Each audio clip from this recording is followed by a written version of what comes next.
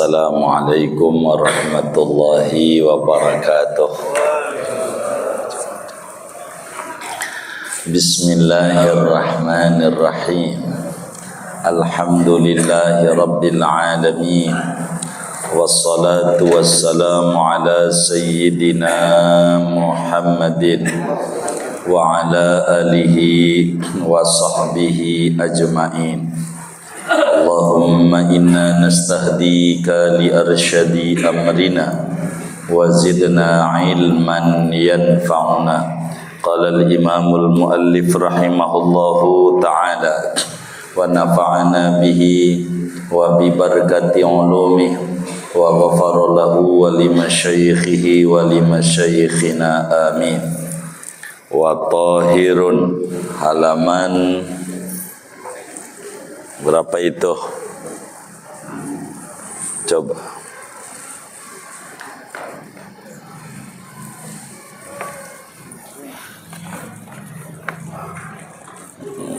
Ini halaman berapa? 17 bawah baris ketiga, baris kedua.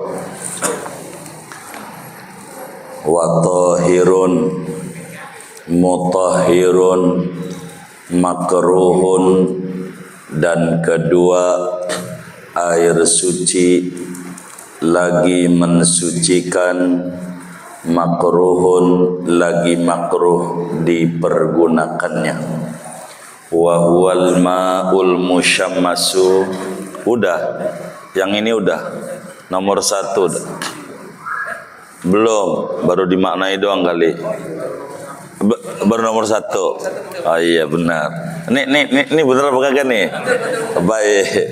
Wa tahirun, mutahhirun, makruhun, dan kedua air suci lagi mensucikan, makruhun lagi makruh dipergunakannya. Wa huwal ma'ul musyammasu, yaitu air yang suci mensucikan dan makruh dipergunakannya. Al-ma'ul musyammasu, yaitu air musyammas, air yang terkena terik matahari. Wallahu a'lam bishawab. Segini aja, jangan banyak-banyak. Saudara-saudara sekalian yang mulia, perlu diketahui kajian kita ini yang terutama adalah urusan solat. Ngaji apa? Ngaji apa?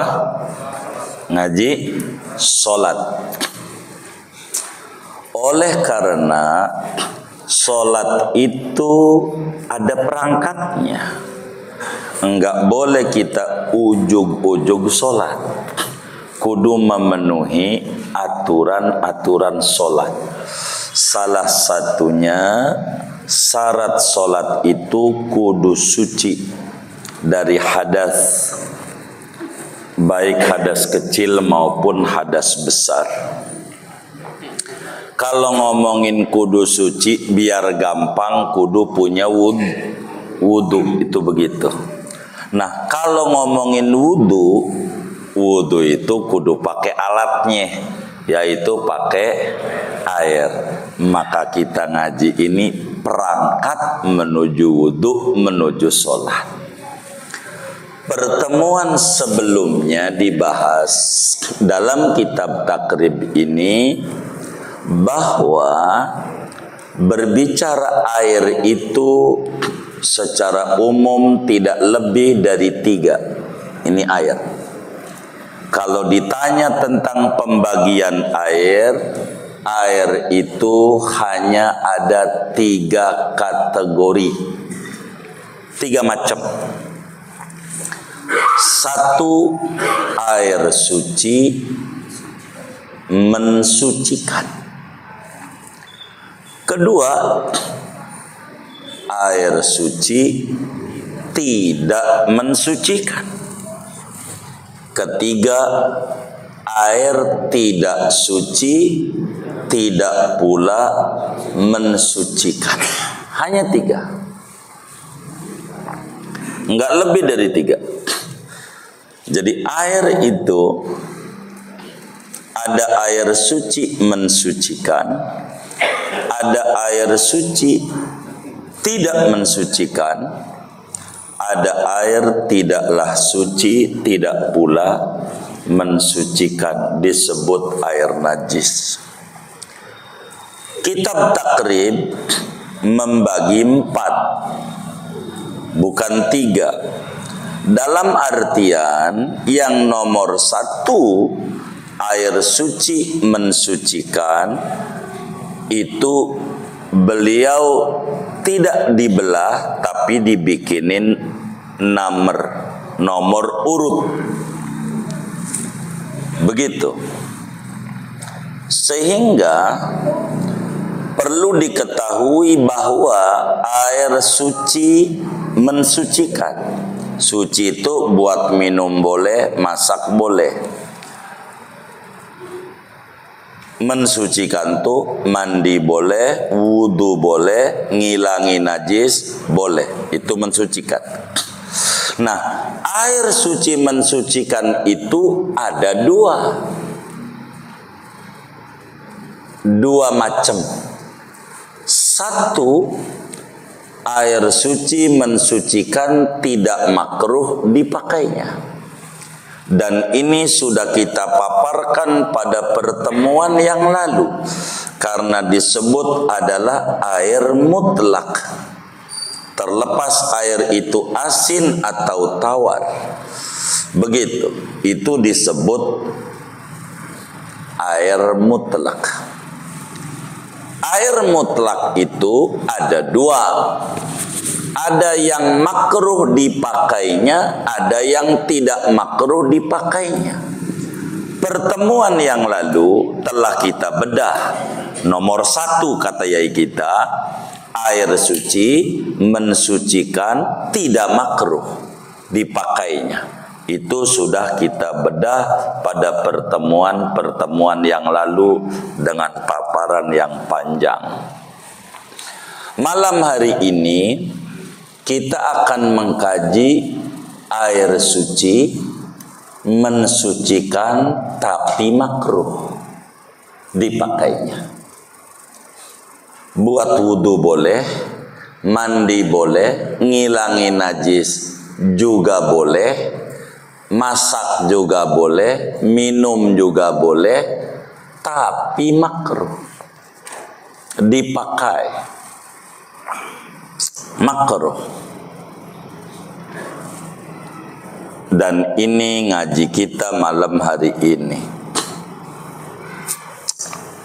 Jadi air mutlak atau air suci mensucikan terbagi 2. Ada yang tidak makruh dan ada yang makruh. Begitu. Ada yang makruh dan ada yang tidak makruh.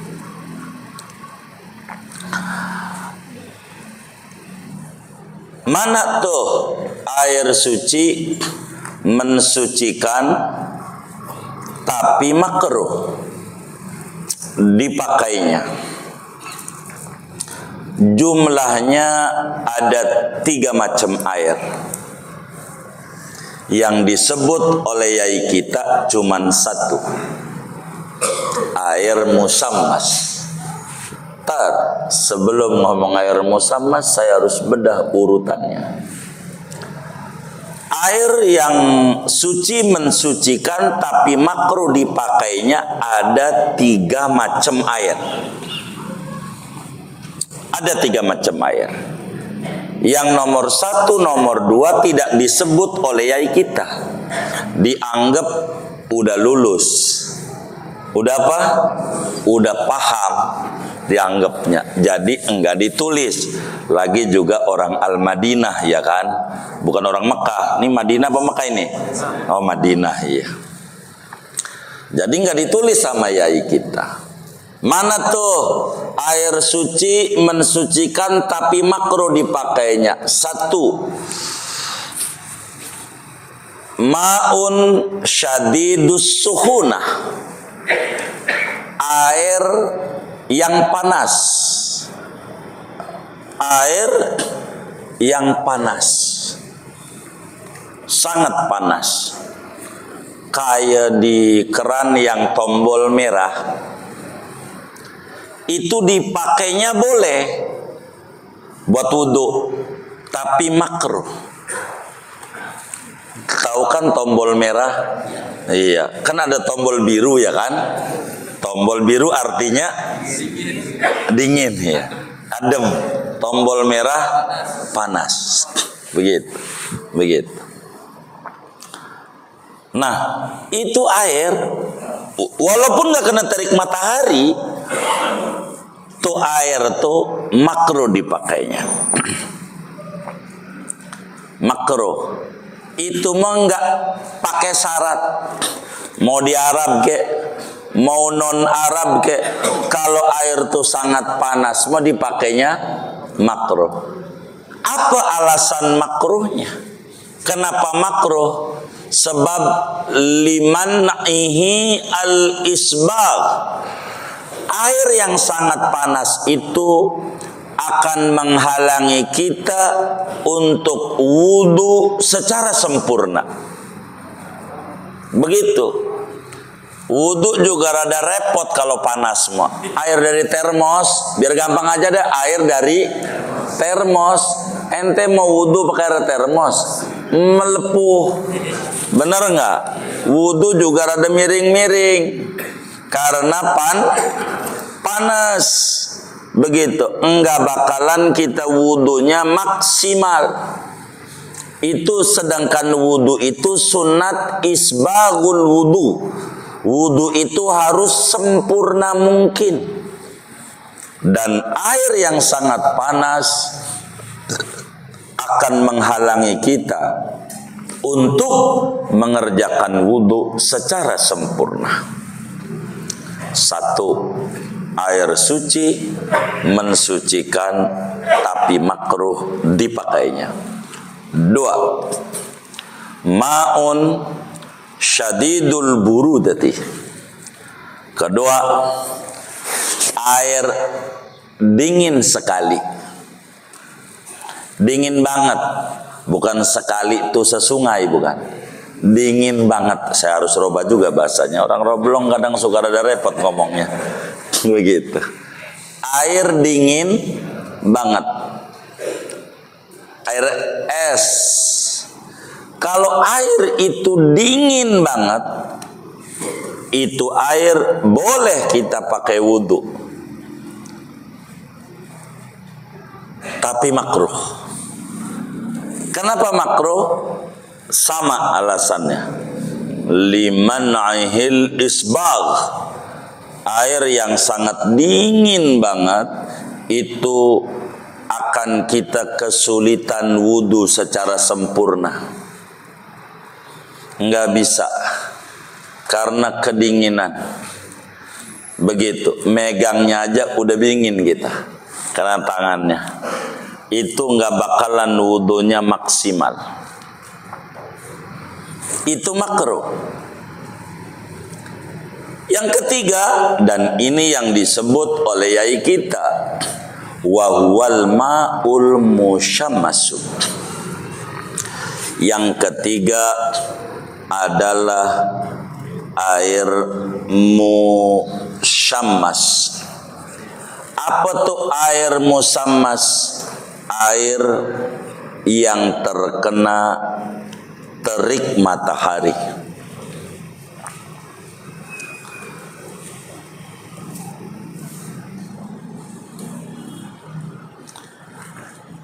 Dari mana dalilnya? Air musyammas makruh dipakainya. Imamul Baihaqi meriwayatkan hadis di dalam Sunan Al-Baihaqi daripada Sayyidatuna Aisyah radhiyallahu taala anha, Ummul Mukminin, Siti Aisyah, bahwa Rasulullah sallallahu alaihi wasallam melarang memakai air musammas yang terkena terik matahari. Kata Nabi ama ummil mukminin Sayyidatuna Aisyah radhiyallahu taala anha, ya Humaira, la taf'ali hadha fa innahu yurisul baras. Kata Nabi, wahai Humaira, itu panggilan sayangnya Nabi. Karena putih kemerah-merahan. Itu kulitnya Siti Aisyah, putih cakep. Maka panggilnya Humaira. Ente jangan langsung ikut-ikutan. Bini ente hitam burik. Ini menghina. Ente panggil ya Humaira, marah. Fitnah begitu.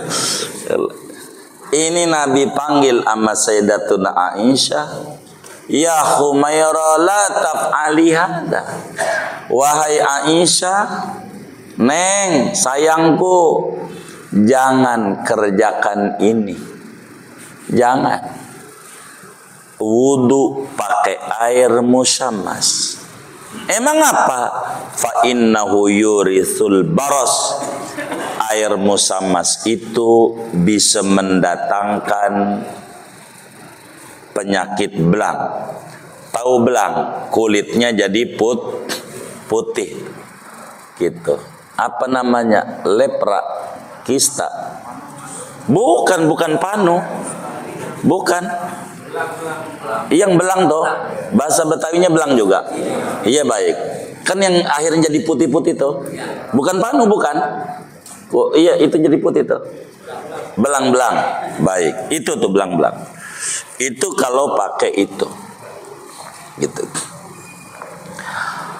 Bahkan Imam Ibnu Abbas radhiyallahu taala anhuma ketika ditanya tentang wudu atau mandi menggunakan air musammas, beliau bilang, ana dengar Nabi Muhammad sallallahu alaihi wasallam bersabda, kata beliau, man ightasala bima'in musammasin fa asabahu wadahun fala yalumanna illa nafsah. Kata Ibnu Abbas, saya dengar Nabi bersabda, siapa orang mandi pakai air musammas lalu timbul belang-belang di badannya, kulitnya, jangan salahin Allah, jangan cela Allah, akan tetapi celalah diri sendiri. Orang udah dibilangin jangan dikerjain.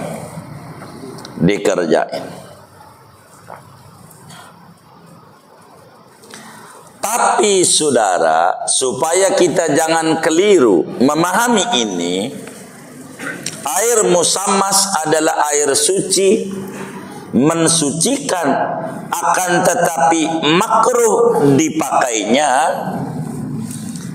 Ini ada syaratnya, tidak mutlak, tidak absolut, tidak otomatis makruh. Ada catatan-catatan tentang kemakruhan daripada yang disebut air musammas. Ada 7 persyaratan bahwa air musammas makruh dipakai. Ada 7 syaratnya. Artinya, bila mana salah satu dari 7 ini tidak ada, maka tidak makruh. Masuk kategori pertama, yaitu suci mensucikan, tidak makruh. Bila 7 persyaratan ini tidak ada. Ada 7. Jadi kemakruhan air musammas yang disebut suci mensucikan tapi makruh, contohnya air musammas Air musammas, air suci mensucikan tapi makruh dipakai dengan 7 kriteria menjadi makruh. Ada 7 kriterianya.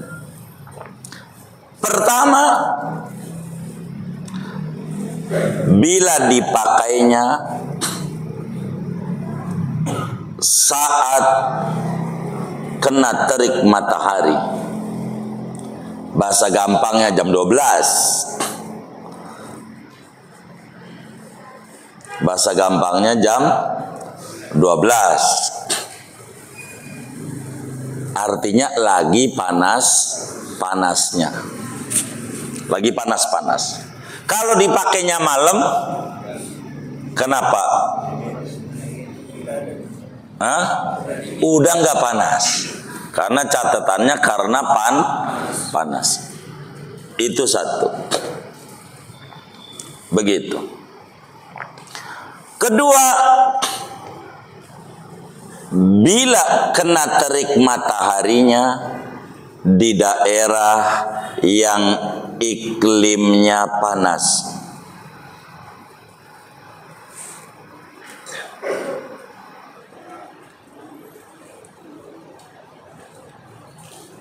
Daerah yang iklimnya panas. Kalau Indonesia iklimnya panas enggak ya? Hah? Iklim apa Indonesia namanya? Tropis. Daerah yang iklimnya panas memiliki 2 musim. Musim panas, musim dingin. Daerah iklim panas. Musim ada 4. Panas, dingin, gugur, semi. Barat 4.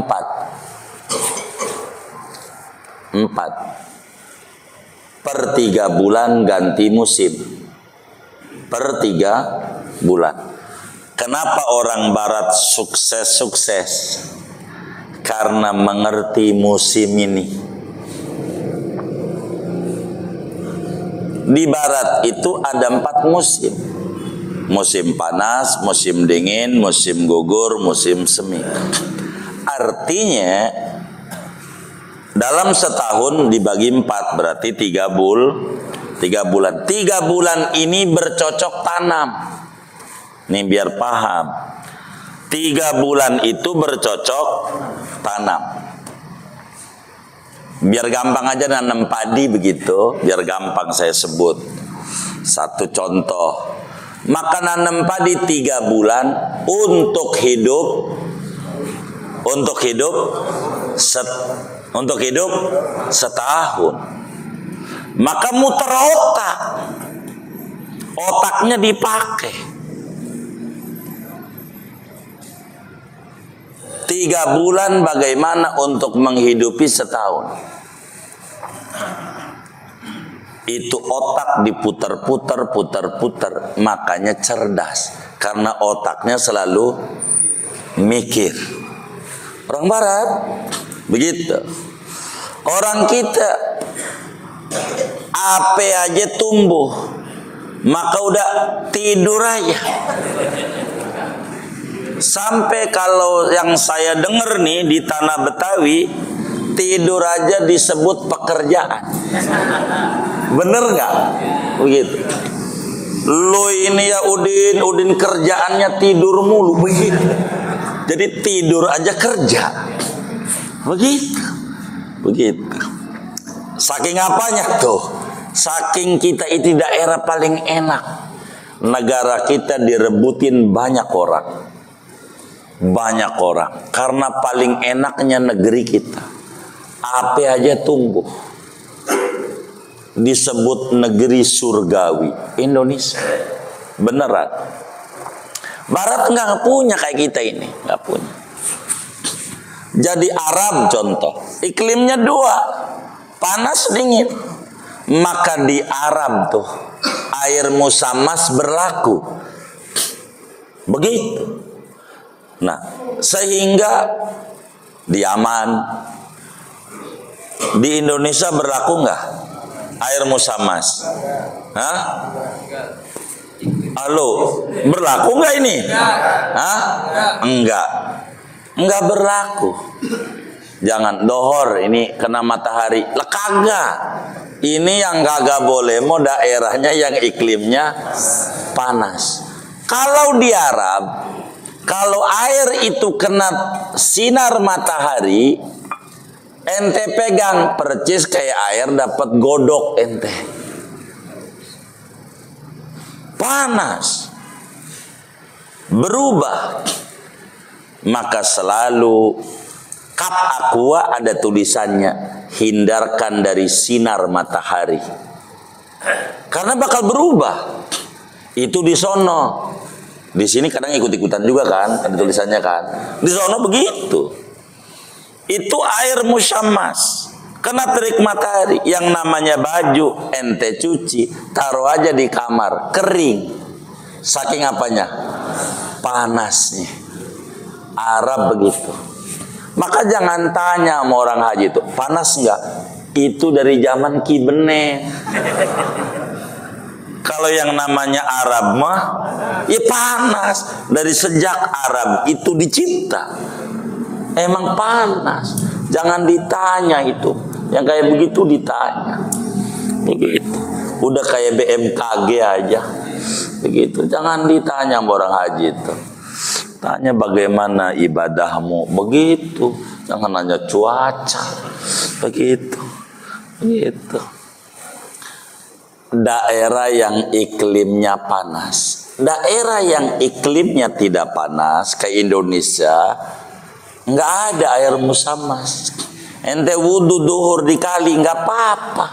Jam 12 Bengawan Solo nggak apa-apa, kali Cisadane nggak apa-apa. Kok nggak panas air? Begitu, karena iklimnya tidak panas. Kalau dia mah panas daerahnya, iklimnya. Ketiga syaratnya, bila air itu adanya pada wadah yang dicetak selain emas dan perak. Tuh. Syaratnya nih, bila air itu udah kena matahari di daerah iklim panas, tapi wadahnya, wadah air itu bukan emas, bukan perak. Melamin, plastik, kayak ember, kaleng, namanya wadah yang dicetak, bukan emas, bukan perak. Artinya kalau wadahnya emas, biar kata di daerah Arab, biar kata di kena sinar matahari, air ini nggak apa-apa dipakai wudhu, enggak makruh, karena wadahnya bukan dicetak, emas atau perak. Kenapa? Kalau emas tidak karatan, perak tidak karatan. Ini saya kurang paham bahasa Betawi. Bahasa daerah itu namanya tieng. Apa itu orang Roblong? Apa namanya? Udah bertahi dia. Udah bertahi. Bahasa sini. Apa orang Jawa tieng? Berkerak. Oh iya, berkerak. Berkerak tuh. Kalau emas tidak bakal berkerak, Pak. Sehingga mohon maaf, kalau kena sinar matahari airnya adem. Hebat enggak? Emas tuh. Walaupun kena sinar matahari, ini emas enggak luntur, enggak ikutan panas. Tapi kalau plastik meleleh. Kalau kaleng gitu meleleh, suka ya ada item-itemnya itu, karatnya tuh. Nah itu tuh kena sinar matahari, kena sinar matahari. Kalau emas enggak, emas tuh enggak hancur, Walaupun kena sinar matahari, piringnya, embernya emas atau embernya perak. Emang ada yang kayak begitu? Ya orang kaya ya kan? Kan bisa saja. Islam kan bukan buat kita-kita orang miskin ya kan? Rahmatan, semuanya kan harus diterangi. Nama Islam. Kalau wadahnya yang dicetak, makruh. Karena ini mohon maaf berkarat. Meleot itu yang namanya plastik. Kena panas ini. Akhirnya kusam plastiknya. Kudu daur ulang. Begitu. Itu kalau daerahnya iklimnya panas. Jadi sehingga wadahnya juga ikut panas. Kalau emas enggak, wadahnya adem. Begitu. Emas. Perak begitu. 3. Keempat, bila mana air musammas itu dipakainya di badan. Catatan makruh. Kalau dipakainya di badan. Apa tuh di badan? Buat wudhu, buat mandi, buat cebok, tuh makruh tuh. Tapi kalau buat di pakaian enggak apa-apa. Walaupun di negaranya Arab, walaupun kena sinar matahari, walaupun bahasa Betawinya tengari bentet ya. Iya, tengari bolong. Tapi buat nyuci baju, nyuci gelas, nyuci piring, nyuci sendal, kagak ngape. Karena bukan badan. Tapi kalau buat wudhu jangan, sebab nabinya bilang fa innahu yurisul baras. Itu bakal menyebabkan belang-belang pada badan. Kalau pakaian nggak apa-apa. Gitu, enggak ngaruh. Walaupun di negara Arab. Kalau di pakaian pakai air panas bagus, enggak apa-apa. Kalau di pakaian. Jadi yang penting jangan badan. Makruh ini catatannya bila dipakai pada badan. Kalau dipakainya bukan badan, boleh walaupun di negara panas. Kalau di Indonesia mah ente merem aja kalau mau sama semua. Karena ngaji saya harus terangin. Lah nggak ada di kampung kita ini. Tapi kan ilmu masalahnya. Mau tidak mau harus kita bedah. Udah berapa tuh? 4. Kelima, dipakainya untuk orang yang masih hidup.